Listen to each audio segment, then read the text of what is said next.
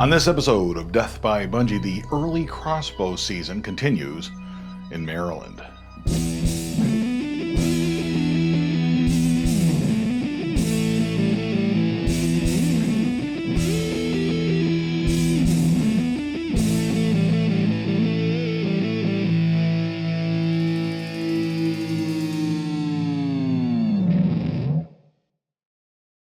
Bunjie and I have had mixed success in Maryland over the years. We've had years where we killed deer on the opening day. We've had years where we killed deer on the last day of the early crossbow season.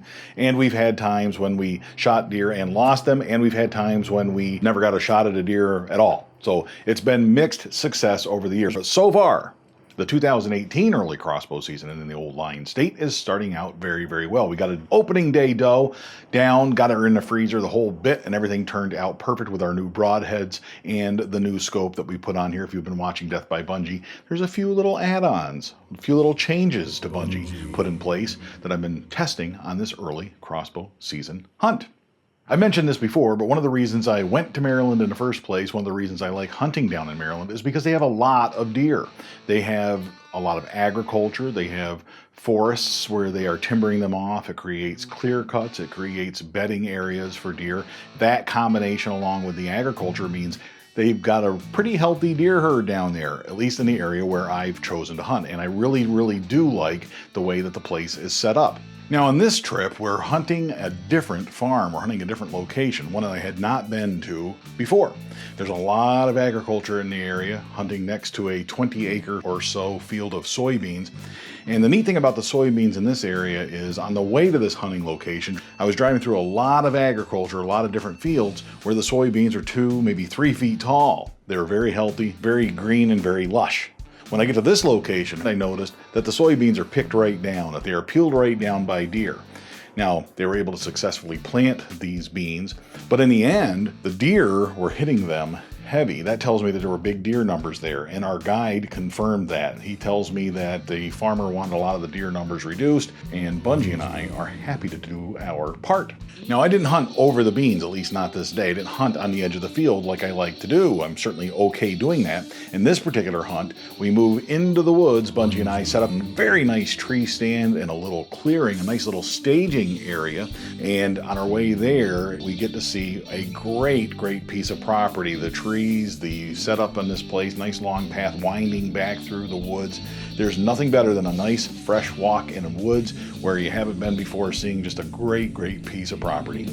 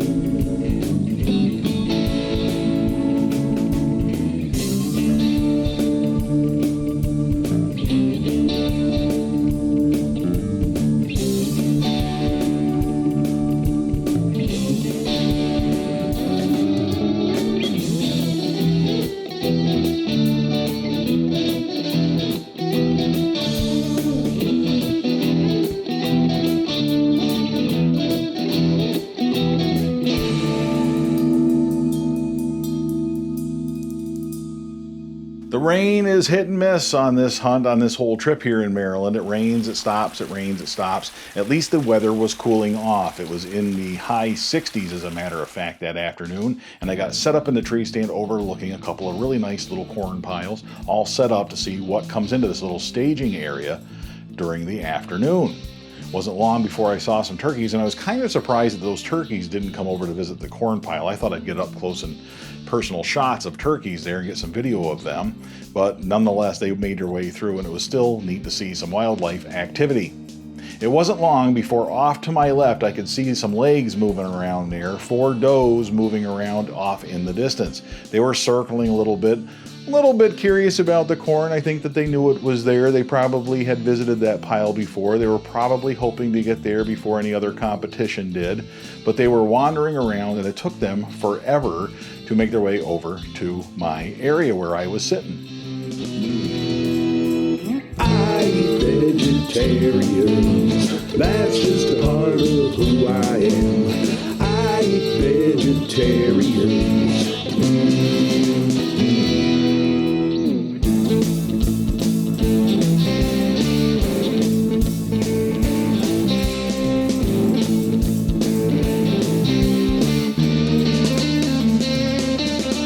The very next day he returns to the campfire carrying a week's worth of meat. No one asks why the beast had to die as he tosses it down at the feet. I'm a patient man. I can sit there all day. I got no place to be, no place to go. Those deer eventually make their way over to investigate and inspect the corn pile. And as they're coming in, I'm a little bit nervous because there's too many of them together, and I'm waiting for a nice, clean, broadside shot with head down, an undisturbed deer, a deer that's not on edge.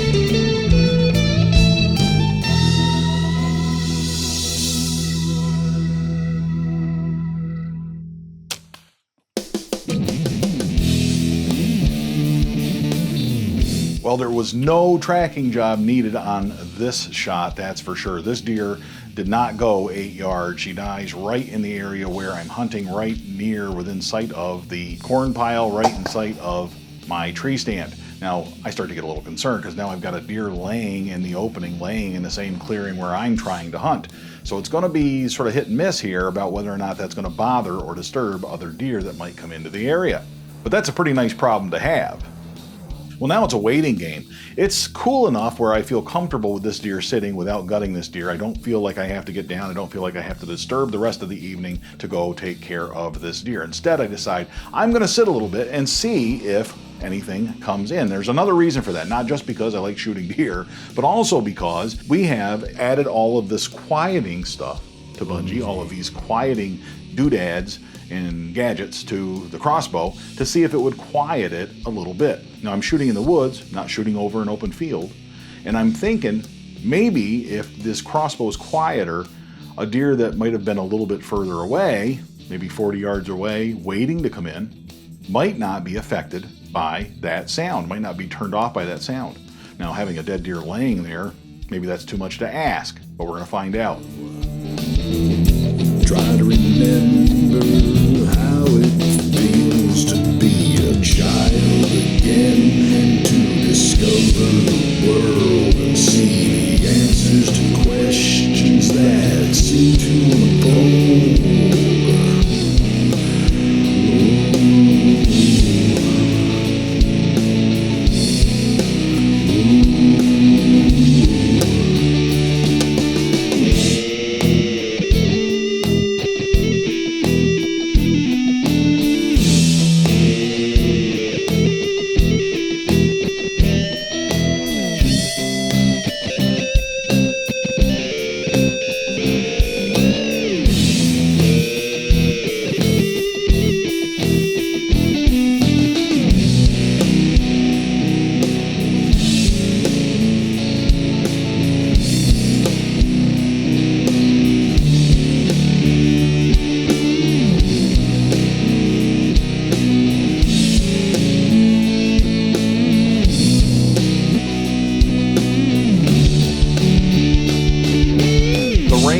starting up again. It's starting to get a little bit wet, and I have to put away the DSLR camera. I don't like getting that camera or its lenses wet. That kind of gear is just not something that I want to rain on. The nice thing about the new Bunjie cam, the Tacticam 5.0 that I'm using, is that it's waterproof, or at least it says it is. It wasn't too much longer before I started to get some activity. Again, a fawn came in. I got a chance to film that fawn with the Tacticam, got a chance to watch her inspect the corn and then look and be a little bit concerned about the dead deer laying off to the side. I think she was concerned about that. She certainly showed some concern about it, left the area shortly and then came back, that sort of thing. But in the end, I'm thinking as long as I've got deer feeding in this area, as long as I have deer activity, it's only going to increase my chances that more deer will come in. And sure enough, it wasn't long before another deer came in, started feeding on the corn pile, and yet another family of deer came in. Well, here's what I've been waiting for, a second deer in one sit. Happy to take that shot. This deer's feeding with her back to me. I can't quite get a good shot at this, but I'm confident that I will take that shot and make it work in the event that one is presented. It took a little while. I had to be patient. Got lots of great footage, but eventually she offered me a broadside shot. And Bunjie and I, we're going to take that shot. Out of the eater, something sweeter. Out of the strong, something to eat. There's a time to render on the Caesar. There's a time to be free or kill. Out of the eater, something for dinner. Out of the strong, something sweet. There's a time to render on the Caesar. There's a time to live free or kill. She circles to my right. She crashes right in the trees, right below the tree stand. This shot was a perfect heart shot, and the deer ran about 20 yards. Now I can't see her because there's a pretty heavy canopy, but I am 100% confident that I now have 2 deer laying within 20 yards of me. Now in Pennsylvania, you can't take a second shot until you've either made a reasonable effort to recover the deer or that you've tagged the deer that you shot. Then you go back to the tree stand and shoot another one, but you can only shoot one at a time.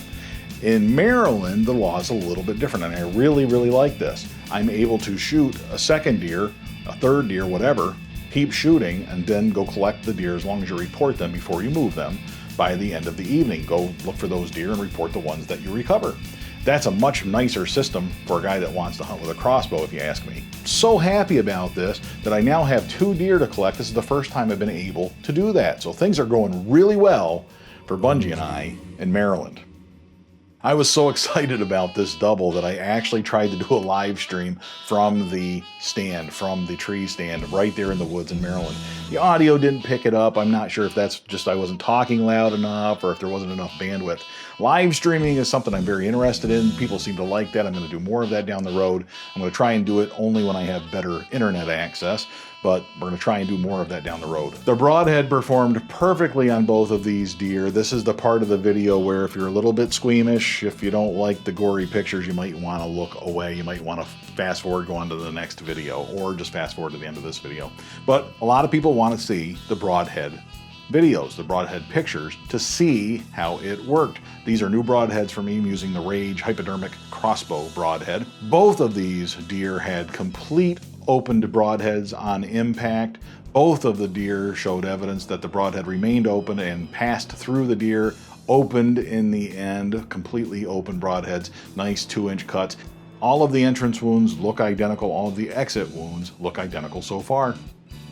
I had an opportunity to shoot other deer that night. There were other deer out at 30 yards, could have taken a shot there most likely. Chose to pass a little bit because I was still waiting to see if a buck would visit Bunjie and I on this trip. So far we haven't seen any bucks, but we are still open for that. Still open for more does too, for what that's worth. But nonetheless, there is more hunting action coming on this Maryland trip. So make sure that you subscribe to Death by Bunjie if you haven't already. Check out that Facebook page for updates as we go forward. And until next time, all hail Bunjie! Why can't everything stay the same?